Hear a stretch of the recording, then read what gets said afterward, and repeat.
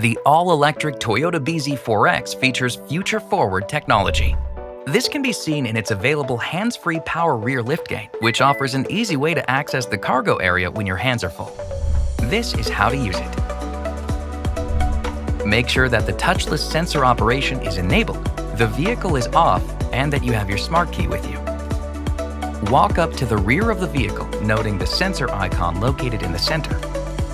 Quickly kick your foot in and out underneath the lower center part of the rear bumper within 1 second to trigger the sensor. Don't hold your foot under the bumper, as it may prevent the sensor from activating. The buzzer will sound when the sensor recognizes the kick-in motion of the foot. Step away from the rear of the vehicle to allow the liftgate to open, keeping in mind that it may take a moment. This feature also works for closing the liftgate by doing another kick motion. Alternatively, you can simply press the close and lock button and walk away. The walk away function recognizes when your key fob leaves a specified distance and automatically closes the liftgate and locks the doors.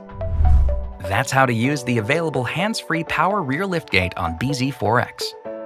For more information, visit toyota.com/bz4X.